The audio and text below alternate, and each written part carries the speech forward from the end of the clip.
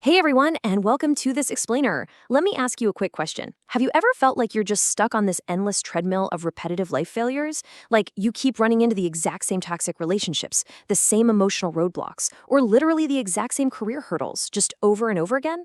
Well, what if I told you that isn't just bad luck? What if it's actually unresolved karma?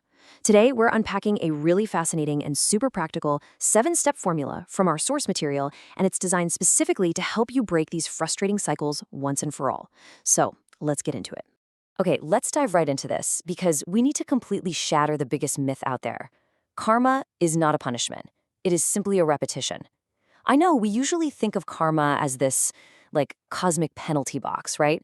Some mystical judgment coming down from the clouds for things we did wrong in the past. But the source material completely flips that idea on its head. It's actually just a repeating loop. It's an echo of unresolved energy. So here's our quick roadmap for how we're going to break this down today. First, we'll look at karma as repetition, not punishment. Second, we'll shift our mindset through awareness, acceptance, and responsibility. Third, we'll uncover the power of emotional release.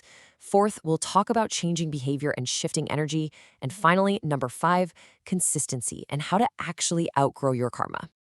All right, starting with part 1, karma, repetition, not punishment.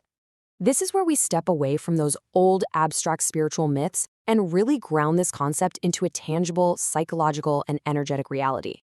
So, what exactly are we dealing with? Well, karma is understood here as stored emotion and energy in motion. Think about it.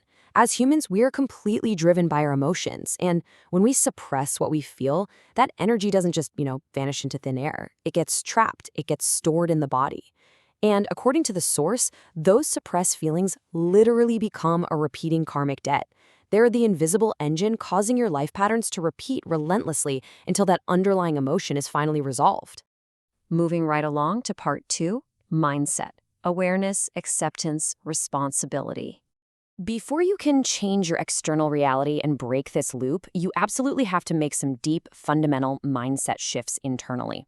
Step 1 is awareness. You essentially have to play detective and decode the pattern. Are you attracting the exact same types of partners, hitting the same failures, feeling the same persistent dread? You can't fix a pattern you haven't decoded. Step 2 is acceptance. And by this, I mean stopping the blame game cold. Stop blaming other people. Stop blaming your boss, your circumstances, and, sorry to say it, stop blaming Mercury retrograde. The source points out that wherever there is blame, karma gets completely stubbornly stuck. Then, step 3 is responsibility. This is where you grab the steering wheel and shift the power back to yourself. You have to take absolute ownership and ask, okay, what is my pattern? Where did I go wrong? You have to keep asking those tough questions until you take full ownership. That's when your personal evolution actually begins. Which leads us to part 3, the power of emotional release.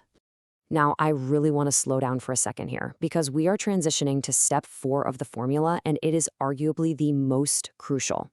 If you take away literally just one thing from this entire explainer, let it be this. Suppressed emotion equals repeated karma. As long as you keep pushing those difficult, messy feelings down, that loop is going to keep controlling your life. But flip that around, and released emotion equals cleared karma. Because karma is literally just stored emotion, holding on to it is incredibly dangerous. But the solution is right there in front of us. We just have to let it all go. Sounds great, right? But how do we actually do that? Well, the source gives us some really practical, accessible ways to achieve this release. It doesn't have to be complicated. It can be as raw and simple as just having a good cry. It can be journaling to get your thoughts onto paper, verbally expressing yourself just to get the words out of your head, or diving into some deep, intentional breath work. Honestly, the specific method matters way less than the actual action of moving that heavy energy out of your system.